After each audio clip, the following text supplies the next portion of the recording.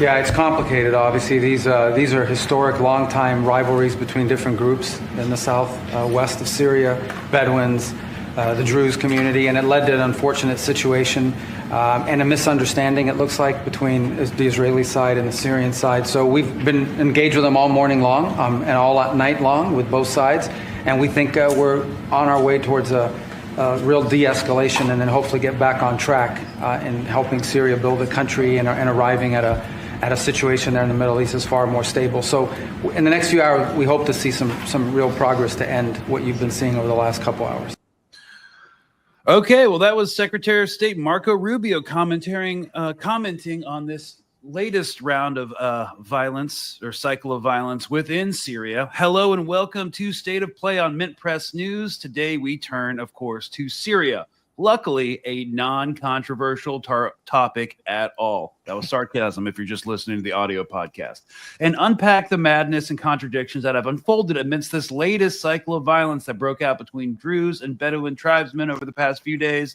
Then the government forces got involved, which led to more violence. Then Israel used its long-standing doctrine of the periphery to escalate violence even further by bombing a military headquarters and governmental building in Damascus to show who's boss. All right, thanks so much, y'all. We're going to just lot to cover with Syria. So today we are joined for our Thursday episode on State of Play by a MintPress News staff writer, Robert Inkalesh, who has lived in the occupied Palestinian territories and is one of my favorite regional commentators on stuff regarding West Asia. And then Ahmad from Prop & Co. He's a journalist and activist who I was just with during the Trump military pride parade, Mussolini pride parade in D.C., talking to MAGA people. So he also does work with Max Blumenthal, and I've been liking your stuff, man. Thanks so much for coming on again. Yeah, thanks for having me. All right, Syria. So, guys, just strap in for like the monologue, and then we're just going to open up and see where the conversation goes, because there's actually like too much to cover here to really plotted out within an hour. So we're just going to see what we get to, and we're going to cover the main points. But real quick, I just wanted to talk about Israeli political and military doctrines, because once they're like put in place, they never really change. You got the Da'iya doctrine, the collective punishment of civilians in order to pressure for diplomatic concessions, which they're actively using in Gaza, and then Lebanon too, as well. And then you've got like the Hannibal Directive, Samson Up, all these doctrines were put in place a long time ago, and they're still here. So I just want to talk about the doctrine of the periphery. It's kind of transmuted over, the past few decades, but it's an Israeli foreign policy strategy that involves cultivating relations with non-Arab and non-Muslim countries and populations within countries in the Middle East and beyond as a way to counter potential threats from hostile Arab states. This approach, initially developed in the 50s during Ben-Gurion's day, aimed to create alliances and partners with nations perceived as being on the, quote, periphery of the Arab world, thus bolstering Israel's security and influence. Israel sought alliances with countries like Turkey, Iran, and of course, Israel and Iran have had a long-standing intelligence relationship, even though they beef publicly. We're going to talk about Erdogan and why you shouldn't really pay too much attention to his bluster about Israeli impunity. It also included imperial Iran before the revolution under the Shah, Ethiopia, as well as minority groups like the Kurds and Druze in Syria and Maronite Christians in Lebanon. And yesterday, of course, we just saw U.S. Secretary of State Marco Rubio characterized Israeli aggression in Syria as a misunderstanding. It is not, for many reasons. We could talk about Netanyahu's corruption trial being postponed, the messianic vision of a greater Israel, factionalism within IDF defense circles. But the current purpose of the doctrine of periphery is to use the supposed defense of minority groups around its borders to justify adventurous military and destabilizing operations against its neighbors. So no actors in this Syria drama really want to see Syria become a sovereign nation, and Robert's really going to get into that. Israel continues to dismantle its military infrastructure, obviously with the strikes earlier this week. Qatar and Turkey have cleared its debt with the World Bank so it can take out significant IMF loans, debt traps, and the U.S. has given the green light to those countries to invest $7 billion in Syria's energy grid. It will become a neo-colony or a failed state at this rate. If Syria seems overwhelming and confusing to you, I repeat the following until it all makes sense. It's a bit reductive, but Israel is an extension of the American empire to conduct adventurous wars and destabilizing operations to carve West Asia into vassal states that will allow their people and resources to be exploited by the transnational capitalist class and security elite. And so part of the transnational elite includes, policymakers in Gulf states like Qatar and longtime intelligence collaborator Turkey to the north, who is not even trying to expand its influence, who's not just trying to expand its influence in Syria, but also in Lebanon, eyeing the deep water port in Tripoli. So real quick, I think we should basically just give I've got another couple minutes to just lay out kind of what happened in broad detail, and then we're just really going to get into it. So according to Axios News, the Trump administration, this was reporting late last night, has asked Israel to halt its strikes on Syrian government targets and to open direct talks with Damascus.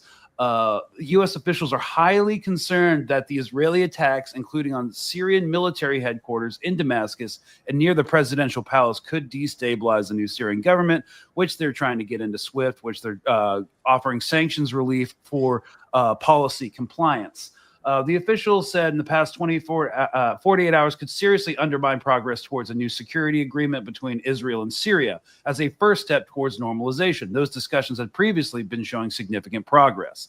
In recent days, there have been clashes between Druze militia and a Bedouin gang in the city of Suwayda in southern Syria. And there has been sporadic violence between members of the two minority groups since Bashar al-Assad was toppled in December and replaced by ex-militant Ahmad al-Shara.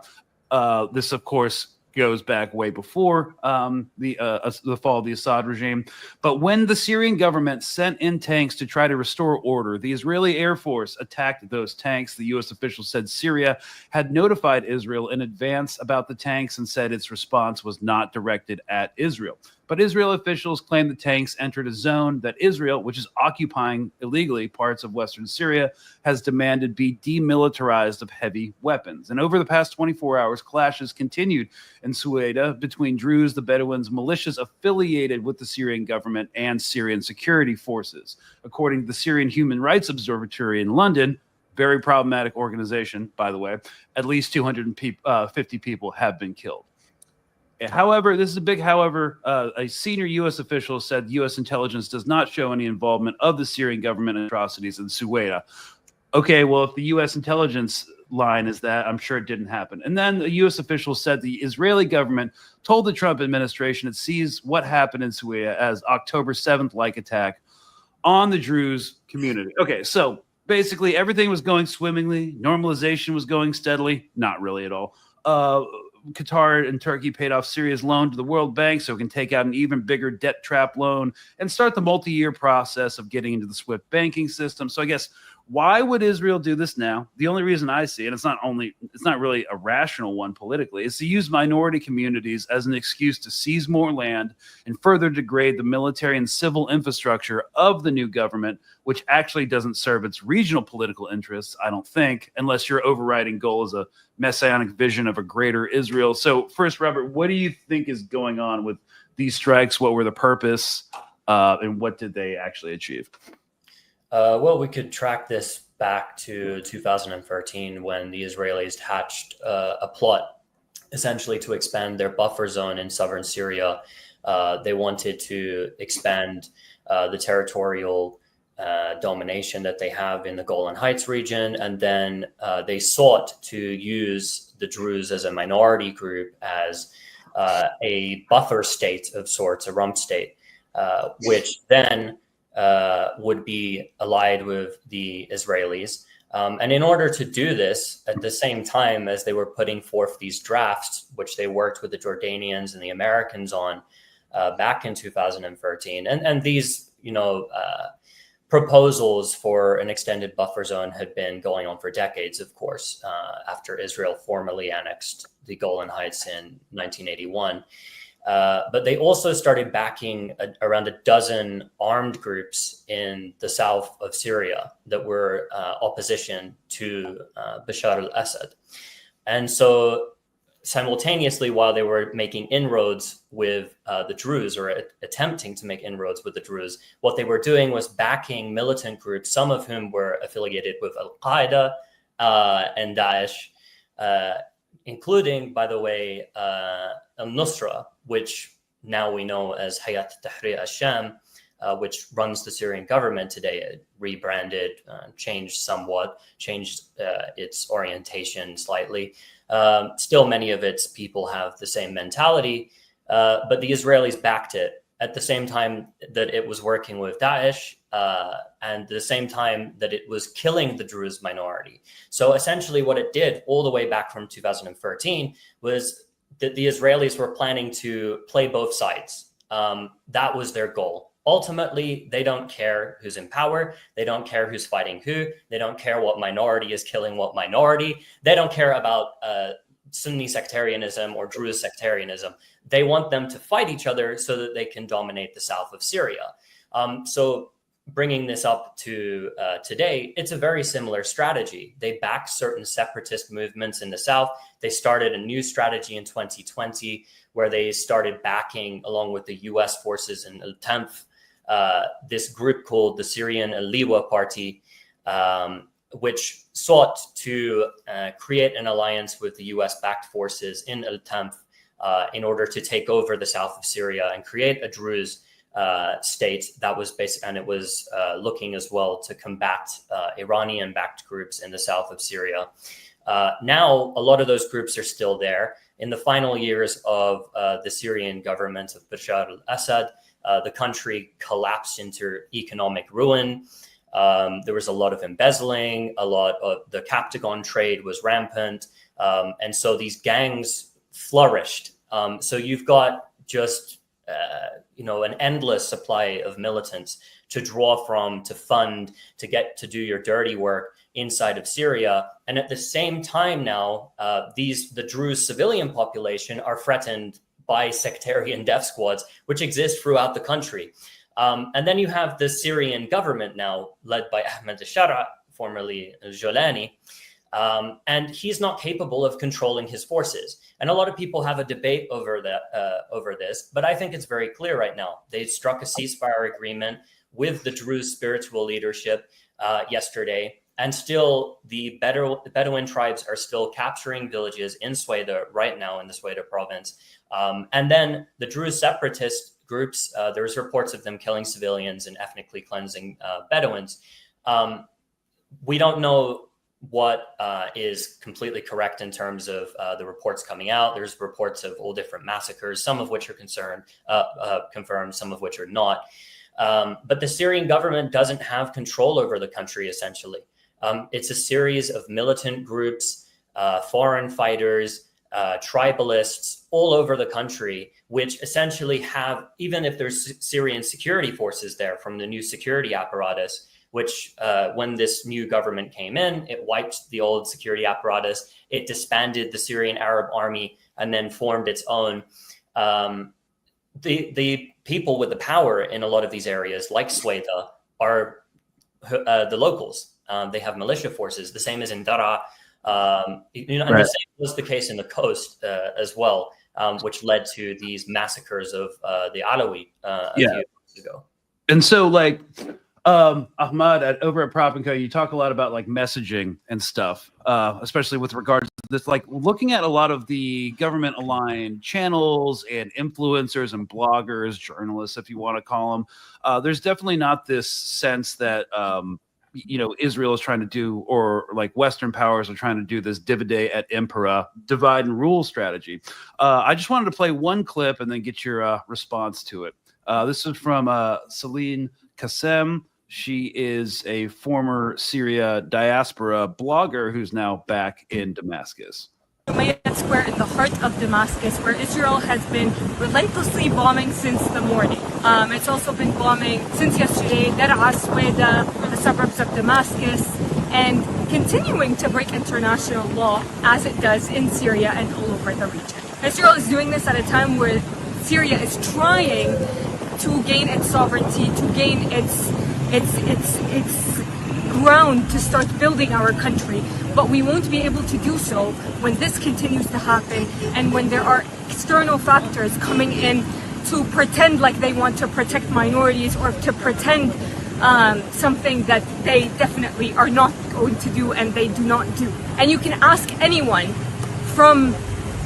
So this is like pretty good right now, but it's about to take a sharp left turn. all of these sects, and they will tell you that Israel will not protect them and is playing on this game to continue its war, its endless war in the region. As someone from the Golan Heights, we know very well that the Assad family was the best and most supportive protector to Israel and Israel's existence all of those years, ever since Hafiz Assad came into power, and the reason as to why he came into power.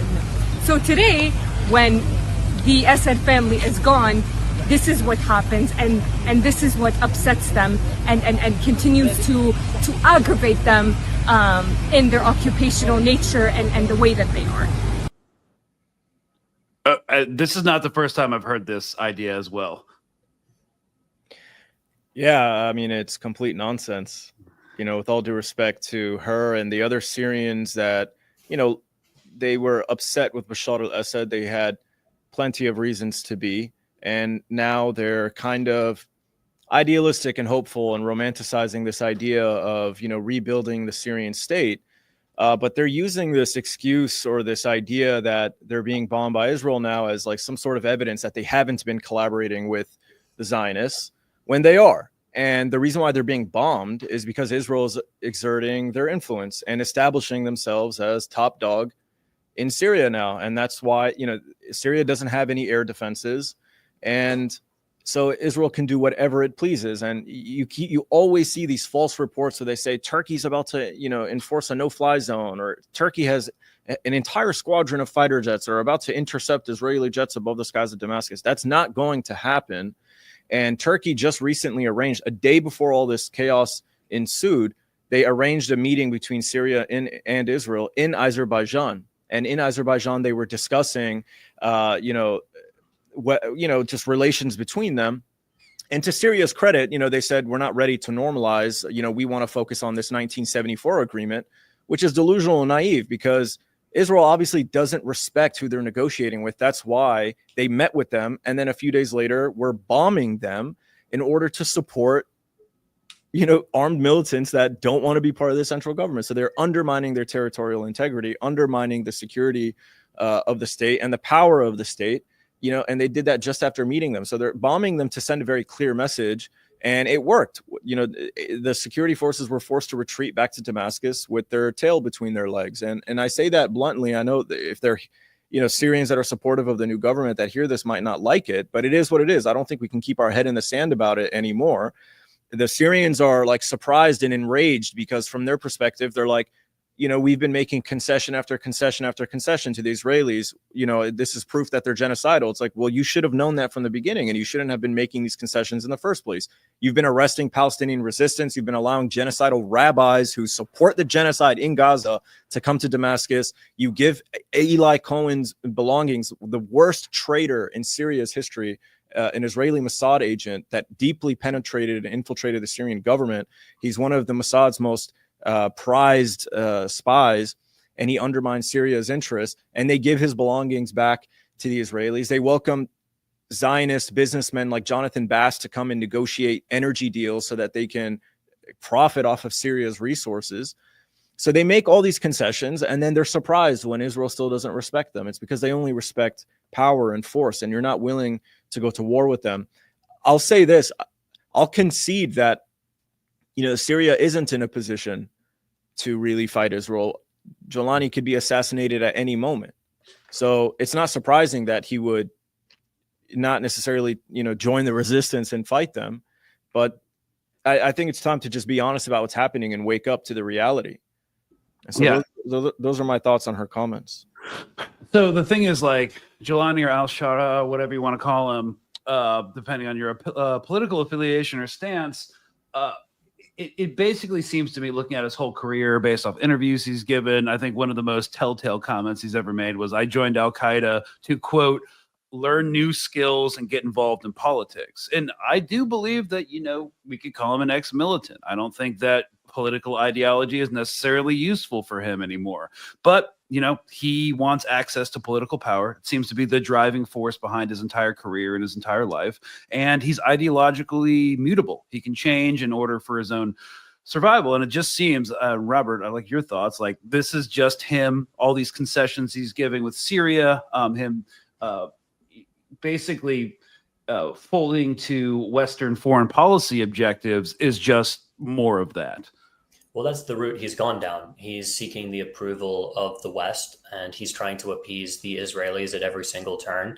An Israeli journalist, a prominent Israeli journalist, just the other day commented for the Washington Institute for Near East Policy that Ahmad al-Shara, his government, set up communication with the Israelis less than 3 days after entering Damascus. So clearly it was a priority to open up discussions, if this is true, with the Israelis. It's one of the first things that they did. We had the statements coming out from the new Syrian leaders from the very first week, as soon as they got into power, that they were not going to contest Israel. In the case of the mayor of Damascus, that he was seeking normalization with the Israelis. And so what we see now is they don't really know what to do. Ahmad al-Shara, yesterday, he appeared for a speech. He spoke for 5 minutes after hundreds and hundreds of his soldiers had been blown up by Israeli airstrikes, and his own people are in the streets calling for retaliation, but he can't do anything because he's completely beholden to his Western handlers, essentially. That's what's happened here, because he sought the economic route. He's like, well, maybe if we do what Sudan did after the overthrow of Bashir, and we get the sanctions dropped, we get off our terrorist designations, and we get sanctions relief and all of this, then suddenly we can recover as a country and we can at least revive the country economically. But while he's trying to do that, he's got a myriad of militant groups which he cannot control. And a lot of people say that that's an excuse for him. I don't think it's an excuse. Even his forces within what is the Syrian armed forces right now, when they were sent to Suwayda. And by the way, a lot of people on the pro-government side are arguing that the Druze started it all. I acknowledge there are Druze separatist movements, there are Druze sectarian militias, but they didn't start it. There was a kidnapping on July 11 by Bedouin tribesmen who kidnapped a Druze trader who was traveling to Damascus. Then there was an ambush on a checkpoint, and things basically exploded from there. But also look what happened in that scenario. In Deir ez-Zor, tribal forces in Deir ez-Zor jumped on pickup trucks and hence headed straight for Suwayda, talking about killing the Druze. That was what they were talking about. They're there with their scissors talking about chopping off their mustaches.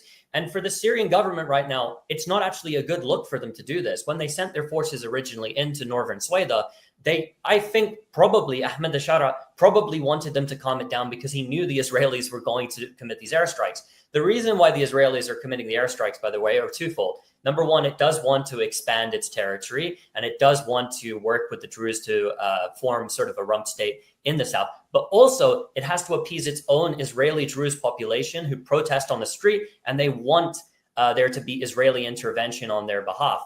So Ahmad al-Shara sends his men from Damascus. They're not enough. Then they start siding with the Bedouin forces and committing sectarian war crimes, according to all of the reports on the ground. Then the Druze mobilize. Then suddenly Jilani has to send more of his men from Damascus.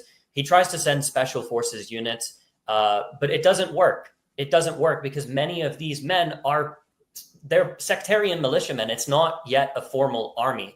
We can't even think about Syria and the Syrian state as what we thought about it before during the civil war. We can't think of Syria as the same entity. It's not anymore. And then that allows and open the door for groups from Idlib to come down as well. So basically you have all of these different groups, including foreign fighters, people who are sectarian, and they're sectarian death squads, essentially, who came in and are going to obviously commit massacres against civilians. And that's been documented. We don't know all of the cases, whether they're true or not, because, there's a lot of lies when these sort of tensions arise, as happened in the coast. Some of the cases we heard were not true, but they killed thousands of civilians, and there's no dispute over that. And it's not even a good thing for the Syrian government for this to happen. Just logically, it doesn't make sense for them to do it.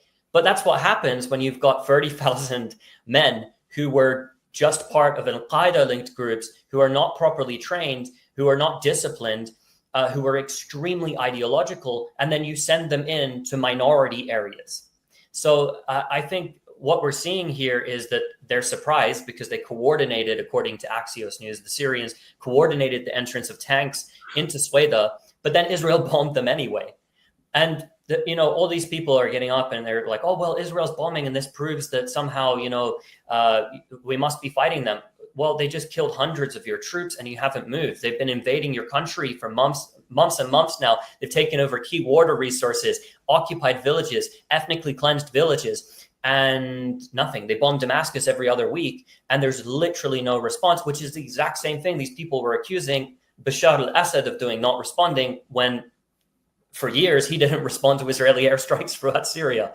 But at least back then, they wouldn't invade. There were red lines. But now they can get away with anything because Israel understands Syria is weak. That was its plan all along, to weaken Syria, to basically do whatever it wants with it. And then you have a government which is incapable of controlling the forces it's aligned with, uniting the country.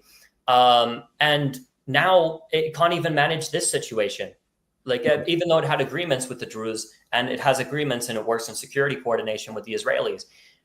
So it's a mess. It's a complete mess. And we're not even getting into what happened with the Kurds and the agreement struck with them and the lack of initiative there on part of the Syrian government to implement that. It's just everywhere you turn in Syria, it's chaos. And then we have the rise of groups like Daesh again, because they are coming back. They are resurging and threatening to come back in a major way. And there's also been a number of plots to assassinate Ahmad at this point too. So I don't even see Syria at this point as a country yet. It's trying to become a country, I guess, but it's not a country. We can't look at it as the Syria we once knew. That's gone. We're back to 1949 when the CIA overthrew the Syrian government, and there was over a decade of chaos, and things really didn't begin to stabilize until the 1960s. That's sort of where we're at right now. And Ahmad, when you monitor discourse about this online, and I know that's the most access we can get to what people are thinking, the accounts they follow and stuff like that. Is there any sort of discussion about how these other countries play into it, Turkey, Qatar, the United States, or is it just solely fixed on Israel? Because that would be very beneficial to U.S. plans within the region if they just only solely focused on Israel, not the other players on the board. Could you clarify your question a little further? Yeah. So I guess we were talking about messaging and stuff around this and trying to find a more unifying narrative. Are you seeing any accounts within Syria that are friendly towards the government? Mention any other players right now beyond Israel? Yeah, there wasn't a Syrian. I believe there was a Qatari influencer. I'll have to find the tweet and send it to you. But he was pointing out that the Gulf states need to take a firm stance and stand behind this new Syrian government. And if they don't, then they really risk emboldening Israel to do even more. And eventually this will, expand, and this conflict will just spread and it will enter other countries as well. And so, yeah, there is that kind of discourse. I think people are slowly starting to wake up and be disappointed in Turkey because they felt like, there were all these promises that Turkey was going to establish a base and that Turkey would provide air defense and that Turkey would provide fighter jets to protect Syria. And it's very clear that they can't and they won't do that because they're not willing to, risk the relationship they have with Israel, because they do have a sort of de facto alliance with Azerbaijan and Turkey. Israel likes Turkey staying busy in Central Asia, and they're happy to see them expand there as long as they don't expand in the Middle East or in Syria and other places. And so they kind of have a de facto alliance. Everybody knows that Azerbaijani oil goes to Israel through Turkey. And so, Turkey got what they wanted, which was like a little tiny buffer zone in the north of Syria, just in case they need to bump heads with a Kurdish state. But, that clock is ticking. That's going to come, as Robert has very excellently laid out. Syria is, I don't know if I can curse, but it's, Yes, you can. Okay. Well, it's a clusterfuck, and it's going to get worse. And the whole point is to establish a micro buffer Druze state between them and this new Syrian state. They're going to establish, everyone knows about this David corridor, or they're starting to learn about it, which stretches from, occupied Palestine, Israel, basically, the Suwayda area, all the way to Iraq, and the El Tanf US bases in the middle of that. And so they have this land and military, this airspace corridor where Israeli fighter jets don't need permission. They'll just fly over and go straight to Iran to bomb them. They'll have a land route in order to provide weapons to the Kurds so that they can establish a proxy conflict in Iran. And yeah, basically they're laying the groundwork for both Iraq and Syria to be carved up. And the point is to help establish autonomous governments and institutions, particularly for the Kurds, so in preparation for the establishment of an independent state. And so they start with autonomy. So they made this agreement with the Syrian state. They're technically part of the Syrian state, but how are they actually, what control does the Syrian state have over them? They have nothing. They govern themselves. They police themselves. They have their own military. They control the territory. They control the checkpoints. Syrian forces can't go without permission, and they're very rarely allowed to enter anyway. And when they do, you have clashes and kidnappings and fights. And it's the last thing that Jolani wants. So Robert's right. Syria isn't really a state, and that is going to become more and more clear. I was surprised to see sanctions get lifted in such a short amount of time, but now I think it really telegraphs U.S. intentions within the region. The lifting of the sanctions, you mean? Yeah, so quickly.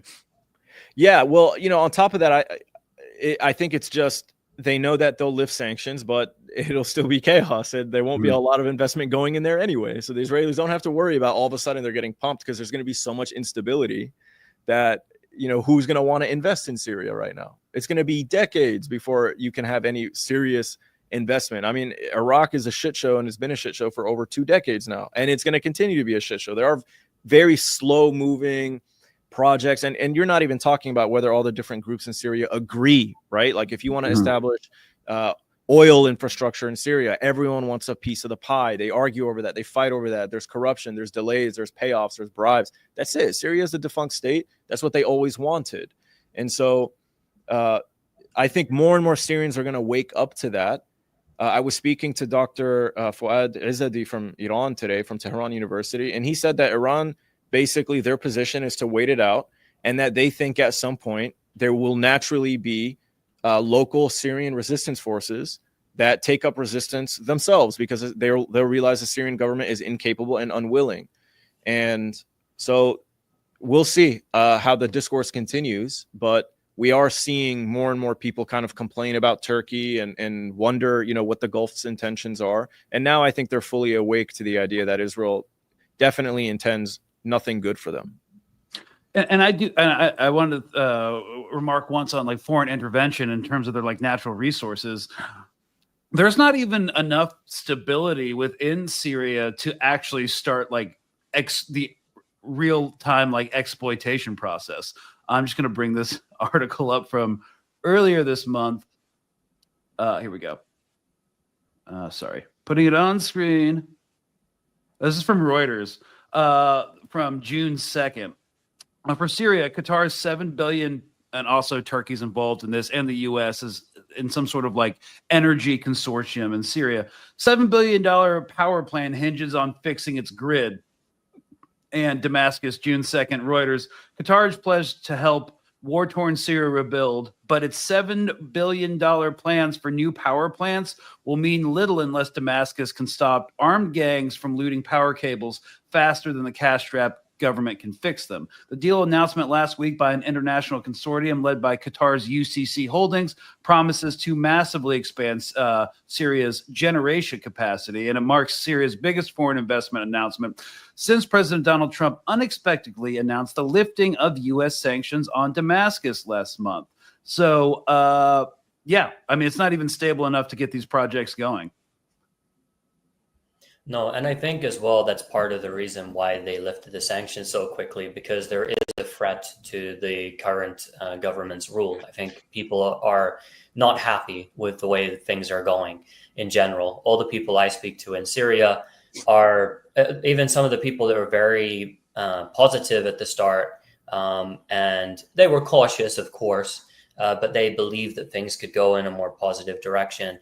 They're saying that, for instance, if you go to some villages surrounding Homs and Hama, there's people that used to go to the masjid, to the mosque, to pray their 5 prayers. Each of the 5 prayers they prayed every single day in the masjid. They go only to the Jummah prayer, which is on a Friday. Now, they don't bother going for the other prayers because the people that have been put inside their mosques are extremists who are wanting to preach a way of life that is not congruent with Syrians and the Syrian way of understanding Islam and Syrian society. Oh, wait, were these the government appointed imams that they were sending out? Yeah, they had them, and then they have others as well. Like, you will have these people that, for instance, just go into the streets with loudspeakers, and they call it dawah, and they're going off at Christians, and they're going off at other Sunni Muslims and telling them how to dress and how to, practice their faith and everything. And people don't want these Salafists in the street telling them what to do, especially from other countries. They've never seen these people before, especially if you go to cities like Damascus, where they're not like super conservative religious people in many areas in Damascus. So the way that they've been forced to live now, and the new rule that's come, of course, they're not just, it's not like Afghanistan there. That would be an incorrect portrayal, but there's frequent kidnappings. People are getting shot dead in the streets frequently, all the time. People disappear.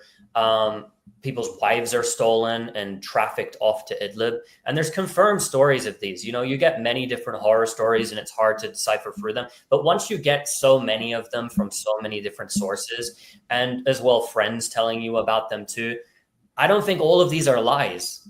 There's just so much that is constantly coming through every single day, whether it's sources or I see it through media sources.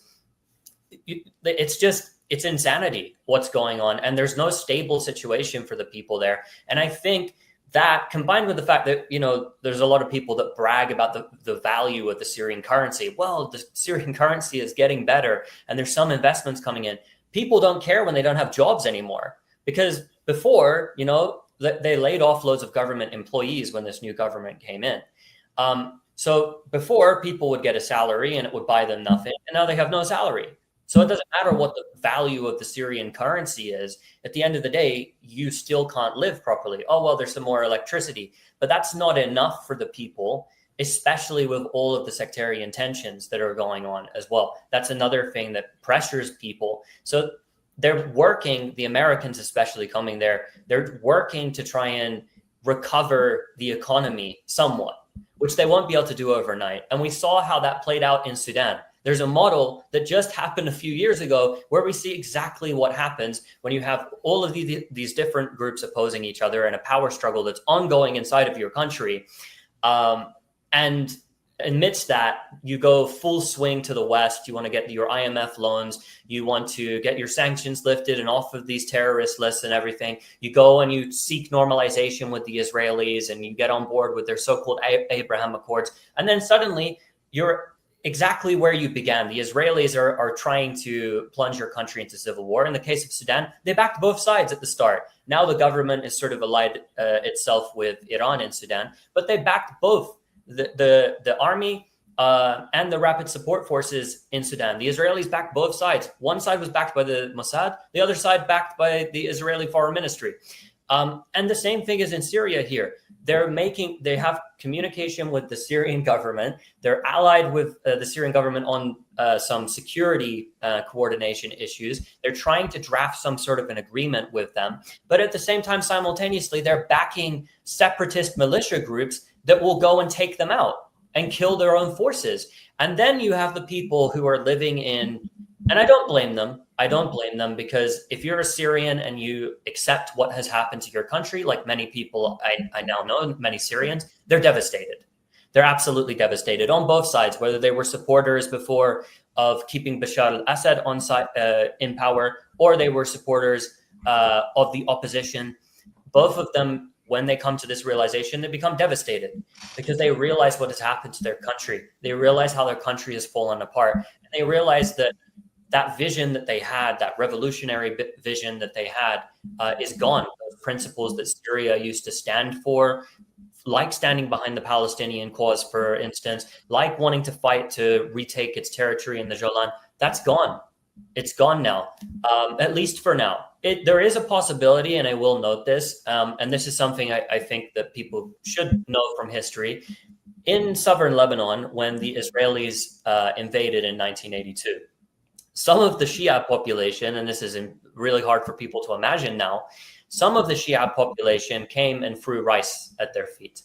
And they were happy that they came in. And there were people in the Shia population in southern Lebanon who believed that the PLO had a state within a state, and they didn't like that, and they wanted the PLO removed. There were people in the south like that, right? And the Shia population was not the Shia population of South Lebanon that we know today. Are now, after the invasion of 82, the massacre of between 15 to 20,000 Lebanese and Palestinians, and then afterwards, after the PLO did disarm to a certain extent and moved to Tunisia and left the camps open after those massacres like Sabra and Shatila, which affected the Shia as well in the south.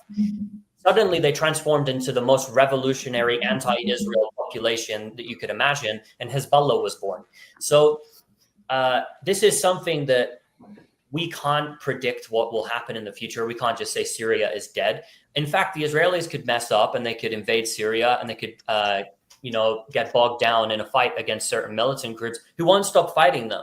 And they could have a Vietnam-style situation, which they don't want. They desperately don't want ground conversion because they know they can't sustain it at this time due to their military, their ground forces being significantly weakened. But there is still hope that something will emerge in the future. Right. And so this actually brings me to Ahmad, one of Ahmad's things that he posted. Was it yesterday or the day before? 1 second. Yeah, it was yesterday. Hang on. Where is it? Yeah. We're opening up with some Kissinger-esque stuff. There are no permanent friends, no permanent enemies, only permanent interests. Jelani is a shrewd operator. He flirted with Israel about common enemies, but what did it get him? Bombs on Damascus. He can and should flip sides. It's time to allow weapons to flow back to Hezbollah and Lebanon and open up a front on yourself and apply pressure on Israel separately, but at the same time, the region needs to stop allowing Israel to fight them one-on-one. I mean, yeah, this is all like good, but honestly, allowing arms to flow back into the south of Lebanon, I'm not sure that's going to happen now, do you? No, it's not going to happen at all, and that's why people are in the comments calling me idealistic and wishful and naive. I'm aware of the high probability that it will not happen, but I do think that to Robert's point, just like how Hezbollah was born out of the occupation of the South, there's the potential to see that in Syria, and whoever Jolani or Ahmad al-Shara, whatever you want to call him, whoever he's been coordinating with in order to sustain his position, at the end of the day, if the pressure is great enough, from the bottom up, he'll either have to be removed or he'll pivot himself. And, I think if I am going to continue to be idealistic and wishful, I'm going to just say that my hope is that the region can understand that their security, they depend on each other for security, and they need to stop undermining one another and start supporting and uplifting one another and presenting a true front against the state of Israel and resisting them. And if they don't want to do so militarily, that's fine, but they can do so economically, politically, diplomatically. We haven't seen that in the region at all. We haven't seen it from Jordan. They've allowed food, goods, supplies. While Israel starves Gaza, Jordan feeds Israel. While Gaza has no power and electricity, Turkey fuels Israel. While the Houthis blockade the Red Sea in order to put pressure on Israel, Saudi and the UAE allowed trade routes, all the way up through Jordan to keep feeding and supplying Israel. So we haven't really seen an attempt to try and stop Israel from not only carrying out their genocide, but expanding their violence all across the region. So my idealistic and naive hope is that the region will come together, including Iran, because Iran has demonstrated that, you know, their interests are strictly in confronting Israel's aggression. And that was the whole point for their involvement in Syria. The whole point was to, you know, people want to make it about Shia conquest of Sunni lands. You know, I don't want to suggest that there aren't sectarian extremists and things of that nature, but, you know, this was strictly geopolitical. So my hope is that the realignment in the region will see all of these nations align their geopolitical interests with one another. So there is no need to engage in proxy conflict in order to one-up each other and gain influence over each other in order to feel more safe and secure. And I'm hoping that in Syria, after 14 years of conflict and the Syrian population increasingly being, having animosity and hatred of Iran, that they begin to see one another as needing each other in order to fight off the real cancer in the region, which is the state of Israel. And I think there's an opportunity for that. And I think, you know, whether people want to believe in that or not doesn't matter. If it really is in everyone's interest, and I think it'll force itself naturally. And so we might see that in the coming years. I don't know how or when that'll play out, but that's my hope. Yeah, you know, I do think there's some comfort in the fact that no matter how you cut it, U.S. global dominance and power projection it's irrevocably on the decline. You know, the war with Iran, the 12-day war with Iran, you know, was a PR success if you're like in MAGA world, or you're like a war hawk in DC, like at the Saban Institute or something like that. But anyone who's serious about this knows that it did not go well. That was only the first cycle of violence that we'll see. They're trying to ramp up and figure out what the next manifestation to armed conflict and confrontation with Iran will be. But this actually kind of brings in Lebanon. And at the last segment, I think we need to address what's happening there, because we're seeing a lot of the same dynamics. We're seeing the U.S. and Israel come in to try to pressure the President Aoun and the Lebanese government to demilitarize Hezbollah. You're also seeing Turkey in the north trying to gain influence and de facto control over critical infrastructure. There's a airstrip up there, and there's the deepwater port of Tripoli, and also like Saudi is involved as well in an influence battle at the ballot box within the Lebanese government. So it's kind of like a similar situation, obviously completely different demographics and history and stuff like that, but it's the same kind of playbook. This divide et impera, use IMF relief, because of course in Lebanon, they need a lot of foreign investment and aid to rebuild what Israel destroyed. And so that's being leveraged with the government as well. And, you know, the French are involved. So I think, like, I don't know, maybe we should discuss that as well, because it's all part of the same playbook and plan for like a pan-Arab normalization with Israel to secure the entire region for things like the IMEC corridor and a bunch of long-standing trade and business deals that have been in the works for a long time. Well, I think what they're doing with Lebanon will inevitably lead, if the Lebanese government would be so stupid as to implement the demands of the United States, would lead to civil war. And that's also a threat which comes from some of these militant groups which are operating in Syria, which have not been in any way restrained, which could join in on such a fight and destabilize all of Lebanon. I believe that at this stage, I don't think the Syrian forces are capable of taking over Lebanon or something like this. I just don't think they're powerful enough. I mean, there's some reports saying up to 2,000 of them were just killed in Suwayda. I don't know if that's correct exactly, but between 700 to 2,000 of them were just killed. So I don't exactly think that they could take on Lebanon, but they could cause a problem.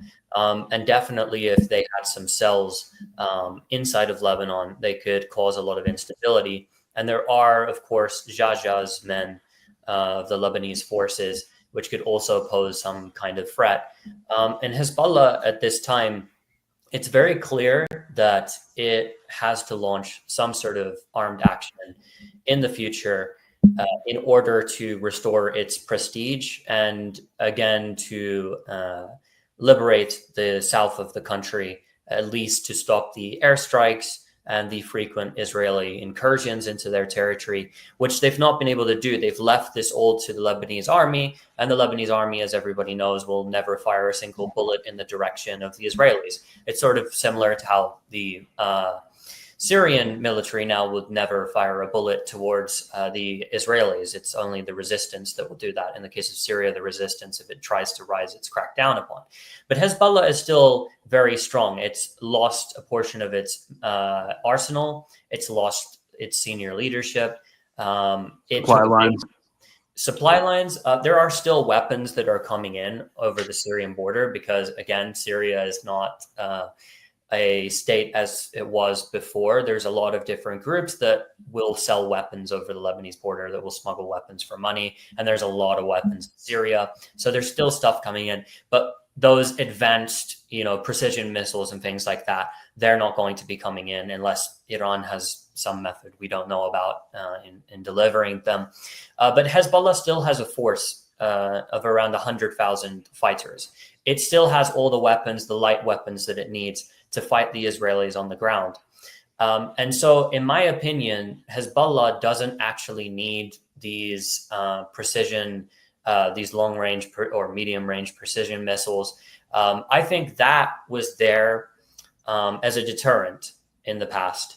I think that those weapons were there as a deterrent, and they believed, and this was sort of the model that Sayyid Hassan Nasrallah had set up, they believed that there was a level of deterrence against the Israelis. After October 7, as has been admitted now by Israeli officials, Israel is a different country. It's not the same anymore. It's a different entity. It doesn't think the same. It doesn't operate the same. In my opinion, the Israel we knew before doesn't exist anymore. This is a position that I've had for some time. I think now that Iran and Hezbollah and the likes and Hamas and everybody have sort of accepted that now this is an existential war, an existential threat, and the Israelis are operating under a different mindset where there is no deterrence. Nobody has deterrence anymore against anyone. The Israelis will act based upon interest and what they perceive as being an attack that will not beget considerable consequences. I think they miscalculated when it came to Iran. However, their strikes on Lebanon were definitely devastating. But in the future, I foresee that we will have some sort of conflict between the Israelis and Hezbollah.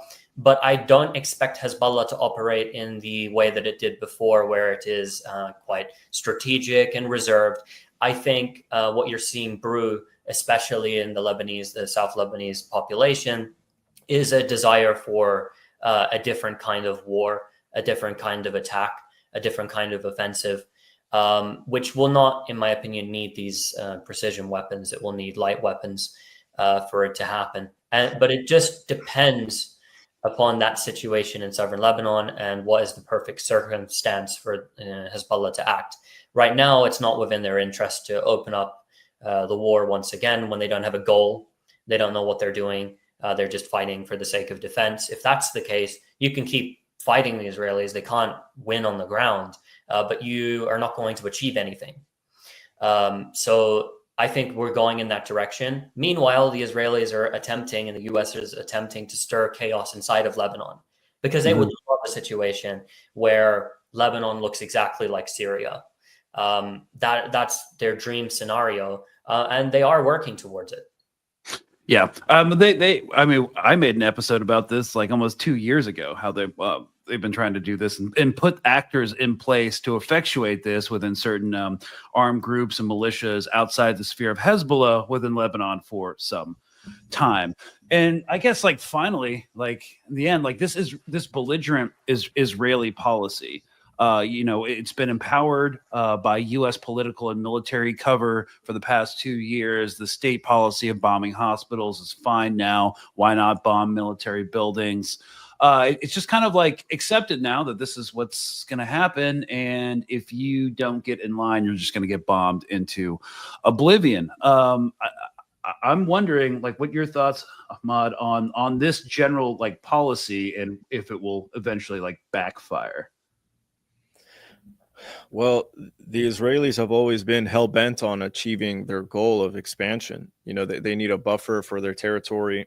And they also just view themselves, you know, religiously, politically, they view themselves as the superior civilization, the superior race, and they want to manifest that, and they want to come out of the closet as the hegemon. They want all the Arab states to come out of the closet as collaborators. They want to make it clear that they're top dog and they're in charge. And while Israel is an extension of U.S. imperialism, they also sort of dictate U.S. foreign policy in the region now. And so there's a conflict of interest, and they oftentimes will bump heads and do things that are not in the U.S.'s interest.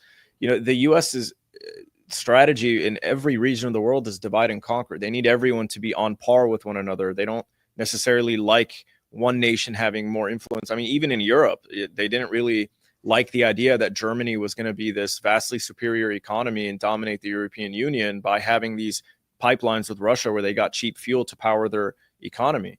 So what they do, they blew it up, even though it hurt Germany. But that served their interests to an extent because, and then Patrick Henningsen talks about this. But yeah, I mean, they wanted to ensure that Europe remains divided, but no nation can overtake the other so that they can better control it. Well, in the Middle East, they're kind of contradicting this policy by allowing Israel to become stronger and stronger and stronger and coming out as, you know, a potential regional hegemon, which they're very close to. They haven't fully established yet, but this is what they're moving towards. So there's a conflict of interest in terms of the U.S. policy and what Israel's goals are. But, you know, this is what Israel wants to achieve. They've been talking about this since the very beginning. And October 7th is this juicy lemon that they keep squeezing and beating in order to get as much lemon juice out of.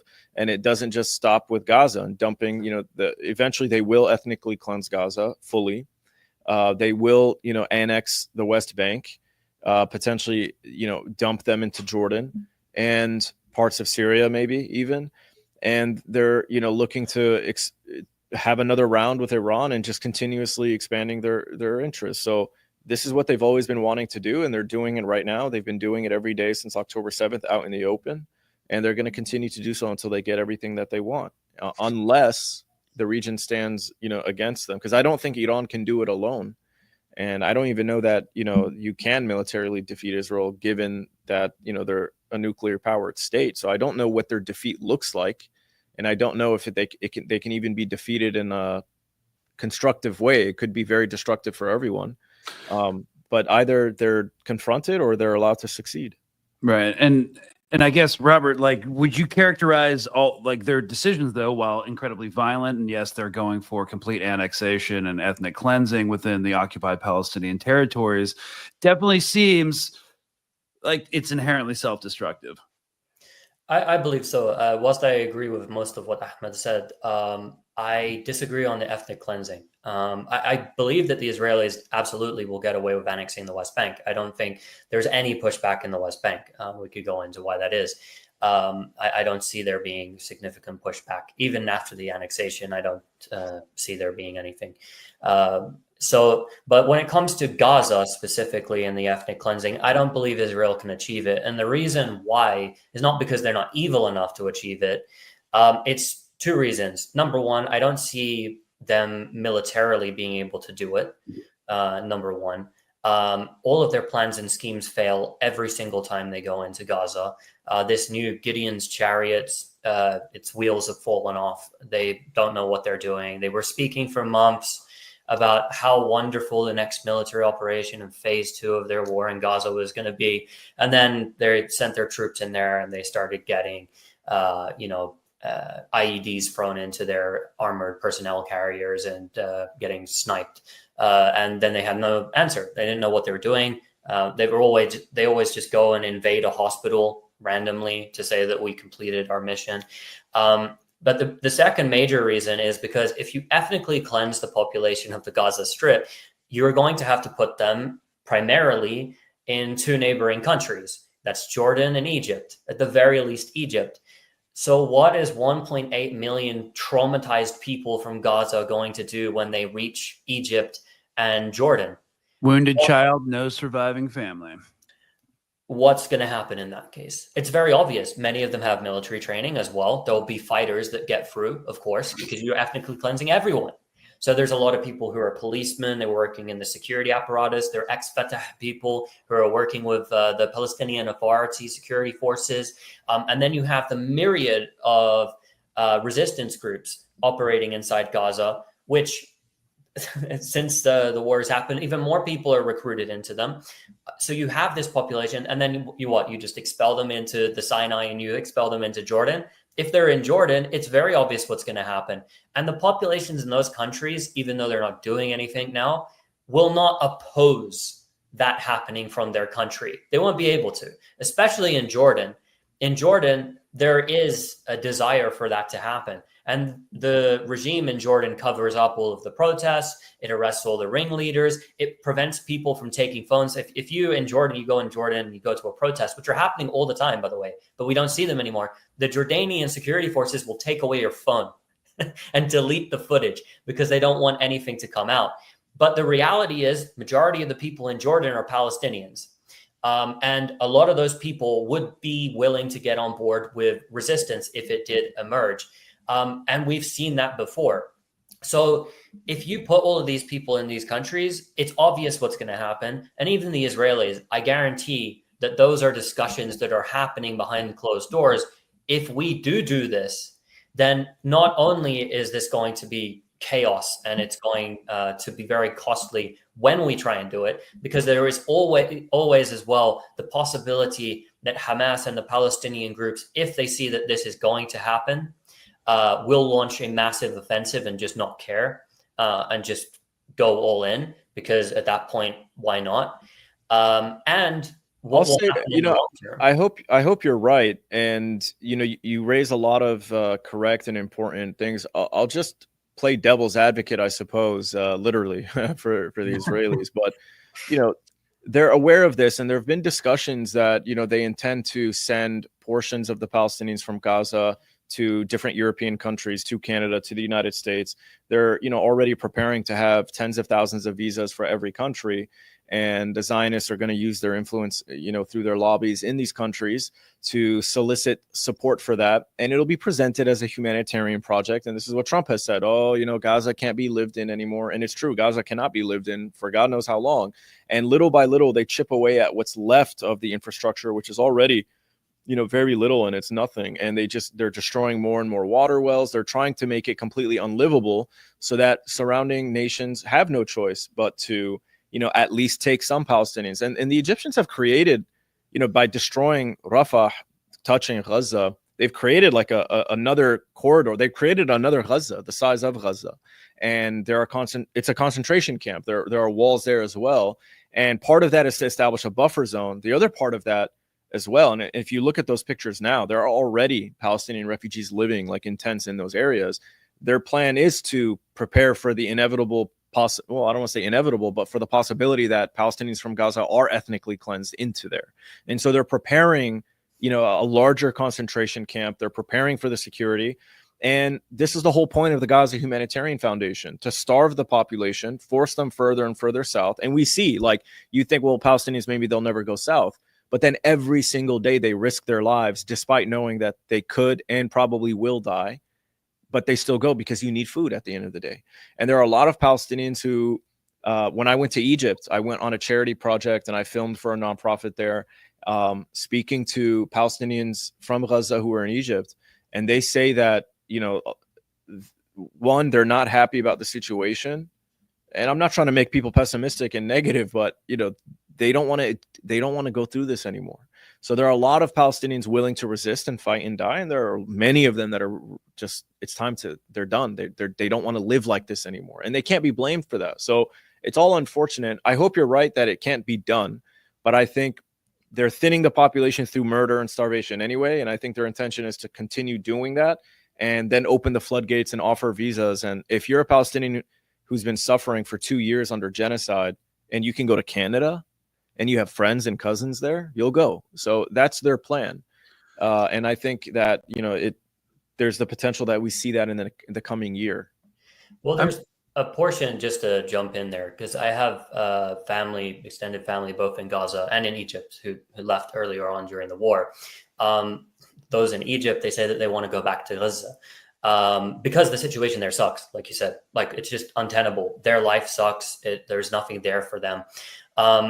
But that situation where there is a sense of hopelessness amongst the population doesn't necessarily translate into a mass migration to Canada or France or wherever else of 1.8 million people. The majority of those people, number one, it's funds. If they have family elsewhere and stuff like this, for instance, they can go. There's already hundreds of thousands of people who have left. So there are people that want to leave. There's hundreds of thousands of more people in Gaza who, when polled, say, yeah, like this is the sentiment, like of a large portion of the population. We would go somewhere if we could. However, to get them all to move to European countries so far away and to facilitate this, I don't think it's realistic. And the Israelis as well, in terms of doing that, they had the perfect opportunity to do this earlier on in the war, but they didn't do it. And they haven't been able to get away with it the entire time. And they're also not coordinated enough because their armed forces don't listen to them, listen to their own orders. They just go in and shoot and kill and bomb whoever they want, whenever they want, when they're in front of them. That's why, for instance, this Gaza Humanitarian Foundation, when people go and get the aid, that's not like the Israelis getting an order to shoot. It's like, yeah, go ahead, do what you want. Like, go ahead. And they do. And they shoot people in the head and they get a buzz out of it, and they use their drones to gun them down too. And they're not professional enough to actually pull that off, in my opinion. Because every time they try, they end up like, they're like, go here, and then they bomb them there. So I don't think that they are going to do that. I think that it would destabilize Egypt because it's not just sort of like, okay, we get these Palestinians who are living, in chunks, like 20,000 today, 50,000 tomorrow, where we put them all on planes, take them for the Egyptian border, take them all on planes in a very orderly fashion to Europe and to North America. You would have to physically, because Egypt opposes the ethnic cleansing, and for a very good reason, you would have to physically force them over. So that's one step. Then the next step is, once you physically forced 1.8 million people into the Sinai, then you need to somehow organize these people, and then you need to assembly line take them out to different countries. It's just impossible. It just won't happen. In my opinion, I just don't see it happening. And a lot of those people, maybe there's hundreds of thousands of them that do want to go to European countries. They have family members everywhere, and they'll move to those countries. But I don't see it being possible to get the bulk of them to go to those countries. I just don't see it as being a possible. But I might be wrong. I mean, with the rise of far right movements within Europe, intensely anti-immigrant, especially anti-Syrian from the Civil War specifically, and with the new ICE initiatives and deportations within the United States itself, which influences Canadian immigration policy as well, it's just a really weird, awkward political situation. And really the only conclusion is that, since it's not workable diplomatically or logistically at this stage, they're just going to try and erase and delete as many people in Gaza as possible and just keep it going. Make it 1 month to the next, one corruption trial hearing delay to the next corruption trial hearing delay. I mean, like our entire strategy right now, and when I say I include Israel in that as well, because they're a colony, but they exert unprecedented influence upon us and our own policy that's ever existed within colonial history. That's for damn sure. But when it comes to this one issue, it's basically just destabilize, play for time, exploit chaos, play for more time. And, that's what the Iranian ceasefire is. That's what the shift here is. That's what the bombing of Syria is, playing for time for Netanyahu's own legal issues. That's also a part of it. I would say that, while there are a lot of smart people within the DC Beltway and within the defense circles there isn't really a cohesive strategy for it, how this ends. This is giving Iraq war, global war on terror. We're just going to play month to month, continue to implement policies that don't work, while at the same time trying to control the dimensions of the conflicts in Lebanon and Syria, because we don't want to deal with the immigrants. I mean, bottom line is, like, we could talk about this for hours, but it's a mess. It's an absolute mess. And I just wanted to see, like, in terms of like messaging going forward, how to approach people. Like in Syria, we know that, or in the diaspora, that there was a lot of fragmenting over the Palestine movement. And as we end here, because we're out of time, I think Ahmad you've been trying to, like, give an olive branch or try to bring more people together that were divided over the fall of the Assad regime. Yeah, and I don't know how to do that. I haven't been having a lot of success. I get mocked for it all the time. Yeah. But I think, like any situation in which you're trying to bring two very upset opposites towards one another, you just have to be empathetic, and you have to be willing to understand each other's perspectives. And so I think a lot of Syrians don't like being lectured to or told that you are either Zionists willingly, or you've been duped into fighting for your quote unquote freedom. Now look how free you are. Even though that might be true, right? So it's about, I think what's most important is the interests. If they're aligned, naturally people will be forced to come together again. And we see that when, even though the Axis, those who support the Axis are like, hey, look, we told you so, when Israel bombs them, at the same time, they still condemn it. And both Iran and Hezbollah put out a statement saying, we support the territorial integrity of Syria. That doesn't mean they support Jolani. That doesn't mean that they're happy this is taking place. But, they still understand that Israeli aggression needs to be stopped, right? And so I think that's naturally stronger than trying to make any kind of argument. But I think we just have to empathize and understand each other's perspectives. Why was Iran and Hezbollah interested in what they were doing in Syria? Why didn't they view the revolution as legitimate? I think it's time for Syrians that question, and vice versa. I think it's time for people who support the Axis and those who were against the revolution and understood what the CIA was up to and all these different things. I think it's time for them to also ask themselves, well, why would Syrians, be so opposed to Bashar al-Assad? What was life like for them? Can I understand their perspective or not? And if you can understand each other's perspectives and empathize one another, then you can improve your language and create more dialogue and discussion and understanding. And I don't know if that will work in the end, but that's all that I can imagine. And I think that's, kind of what I try to do, even though people might look at my tweets and say, hey, you're being a bit abrasive, but I do it, I try to be empathetic, and sometimes I have to be abrasive, but it isn't working. But I hope that it can, and I'm going to continue to try. Yeah, agitate, educate, organize. It's not as big of a golden window of opportunity, but this bombing of Damascus, this new fresh bombing of Damascus, hopefully can provide like a sort of like window of outreach that we're seeing in America now with the disenfranchised MAGA voters over the Epstein files. It's like, yeah, we can all get behind the fact that this is wrong. So maybe we can talk about it. I don't know. But have you seen the Dave Chappelle meme? It's like a GIF meme, but it's from his early skits. I think when he's dressed up as, is it Charlie Murphy? But he's doing the come here, like, welcome. Yeah, I'll send it to you. Yeah.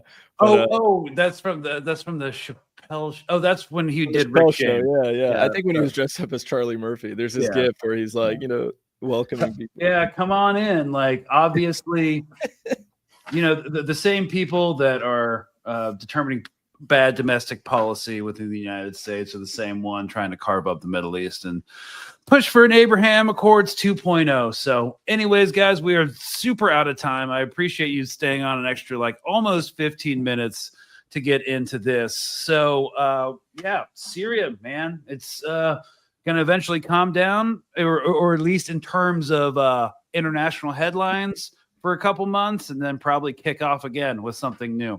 That's kind of the cycle we've been seeing since last December. So thanks so much, Ahmad from Propaganda and Company, and Robert Inkalesh here at MintPress News.